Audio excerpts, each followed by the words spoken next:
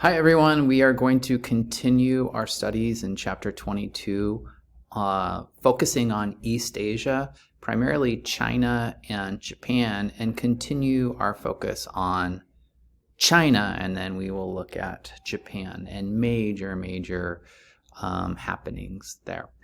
First, I talk about my time in China. Here is a picture of Steven Schumacher in China around 2001. I have this jacket that I would wear called a Lei Feng jacket, based on this soldier who was this really compassionate, benevolent person. And you see, like back here, you see a lot of like security guards and whatnot in Beijing wearing it. Lots of people thought it was interesting that a Laowai, a foreigner, would wear it. And you can see these two soldiers at the Great Wall near Beijing.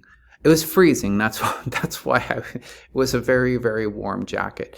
So these two PLA soldiers, People's Liberation Army soldiers, thought it was interesting to see a foreigner, and they wanted a picture with me. So this is one of my favorite pictures of me and my Pengyoumen, my Chinese friends in the People's Liberation Army. So anyways, again, I would really encourage you, if you have the ability, to go live overseas and understand that even people in the People's Liberation Army and Laowai's teaching in Beijing are smiling and and happy and having interest and curiosity and good times together. So anyways, here's a little picture from my, again, stint in China for a couple of years.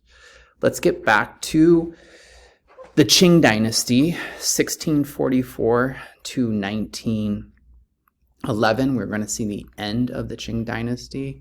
I want to review a little bit first, though. Remember, we had some really major effects, some major points, too, about the Qing Dynasty, the Canton system, large population growth because of the Columbian Exchange, Manchu leadership, ethnic minority ruling over a Han majority. And again, something that I want to stress is China had always been the most powerful, wealthy nation until really the 19th century, the impact of the Industrial Revolution and technological advancements in Western Europe.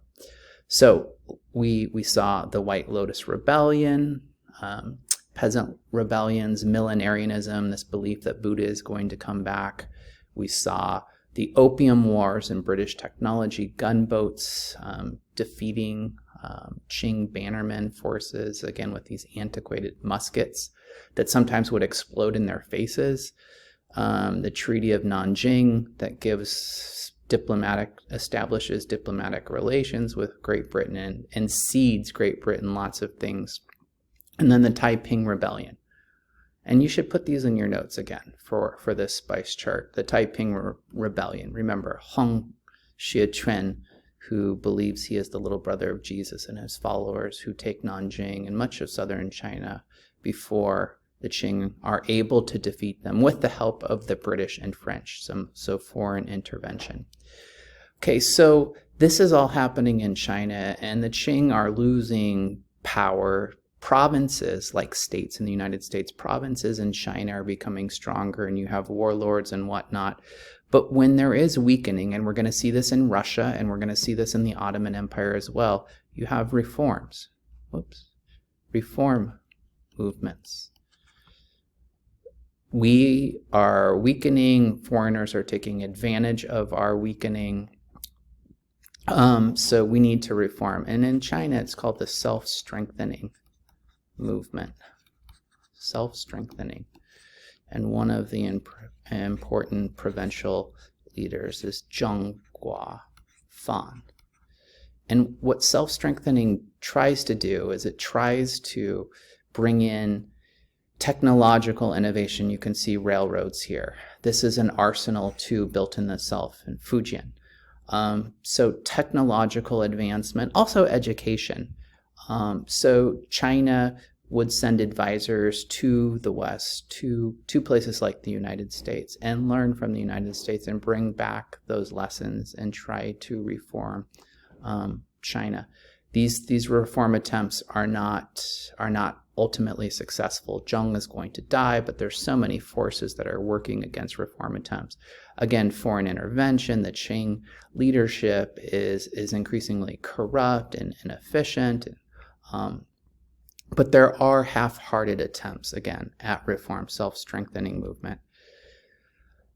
But there's further weakening, further influence of foreign nations, and foreign nations don't want China to fall.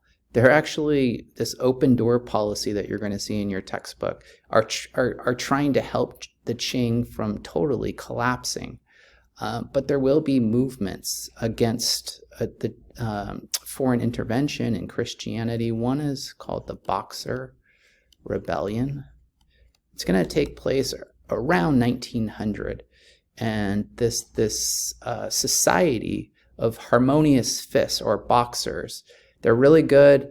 Some textbooks describe it as Tai Chi, some textbooks describe it as Kung Fu, but they think that this martial arts that they're practicing are going to make them impervious to bullets. And they, again, it's anti-foreign intervention into like cities like Beijing, and anti-Christian against the missionaries. And they go on and they do kill foreigners in Beijing, scores of foreigners. And what is going to then be the response by foreign nations like Russia and Germany and England and the United States? It's going to be further control. So the Boxer Rebellion and slaughter of foreigners is going to lead to greater increased foreign control. Again, this is around 1900. And ultimately, it's going to lead to a revolution in 1911. Some say it's the Xinhua Revolution. Just know it's the 1911 Chinese Revolution. And the last dynasty will end in 1911. Let me go back, sorry. So, and it's led by Sun Yat-sen, Dr. Sun Yat-sen, who's trained in Hawaii in the United States, the doctor, but he tries to establish a republic, democratic republic in China in 1911. And you can see, again, the foreign influence in dress. See the necktie here, and coat, and military uniforms and whatnot. You can see this is this more Western attire and whatnot. But this is going to not be successful. Dr. Sun Yat-sen is going to lead to, again, the last emperor, his name, and he's a boy at the time, Puyi, is going to abdicate. And the last Chinese emperor and dynasty, the Qing, is no more in 1911. 1911, humongous year. Remember, there have been Chinese dynasties. The Shang dynasty starts in 1750 BCE, and more or less Han-run or Mongolian-run or Manchu-run dynasties. Pretty continuous. There are some exceptions after the Han and Tang. There's a void, but the last Chinese dynasty ends, and China is going to be broken up and decentralized and fragmented into warring sections, more foreign influence, especially Japan. So China is on the decline. Remember, the 19th century is one of steady decline, and then that is manifest really at the beginning of the 20th century. I forgot to talk about foot binding here. Something else too. There is Western reforms and whatnot in fashion, but the Song Dynasty in 960 to 1279 CE start this practice of foot binding, of cracking toes under. Small feet are beautiful, and this is something that we see in Western culture too, this idea of small feet in Disney movies and Cinderella and whatnot. But it literally, demobilizes women, and they can't really walk. And I actually saw this when I was living in Sichuan with Wang Lu's grandmother. She had her feet bound and she couldn't walk. So anytime she had to go to the bathroom or whatnot, someone would have to carry her, including myself when I visited. So foot binding. Okay, let's go to Japan really quickly. We have 5 minutes.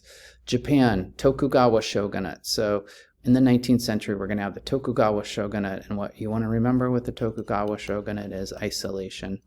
Remember, there were lots of Christian missionaries, Jesuits, like Francis Xavier, who were converting people to Christianity, and the Tokugawa leadership said no more, and they restricted travel inside and outside of Japan, so it becomes an isolated nation, hermit kingdom. But in 1853, the United States and Matthew Perry, like the Friends, I'll be there for you. He wasn't going to be there for Japan. He comes in 1853 and says the United States wants to establish diplomatic relations with Japan, and you have a year to say yes or no, and if you say no, we are going to go to war with you. So you can see these ships called black ships that were steam driven and had cannons and whatnot, and were fierce, especially to the Japanese that encountered them in 1853. So the Tokugawa leadership discussed this and ultimately, like I said, say hoi and open up relations. The United States at the beginning of the 19th century also realizes that the U.S. and its future is going to be more aligned with East Asia, China, Japan, and Korea, and less so with Europe, which was an interesting and prudent decision on their part. So 1853, 1854, you have the Treaty of Kanagawa, that establishes, again, relations between the U.S. and Japan. And Japan, like we said, the self-strengthening movement in China realizes that it needs to reform. And its attempts at reform are called the Meiji Restoration or Reformation, sometimes in textbooks, Meiji Restoration, 1868.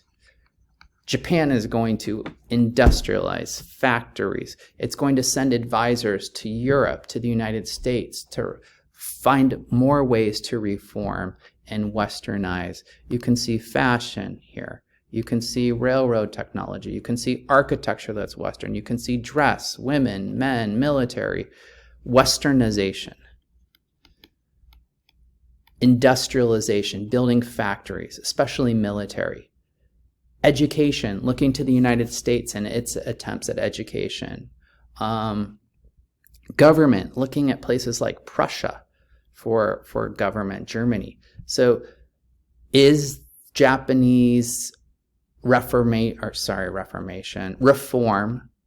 more successful than China in the Boxer Rebellion? Remember that the foreigners just get more influence? Yes, it is. And how do we know that?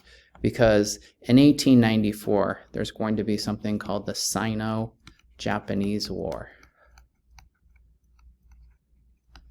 Sino-Japanese War. China over Korea. And Japan is going to humiliate China in 1894 and take basically control of Korea. And then in 1904 and 1905, there's going to be the Russo-Japanese War.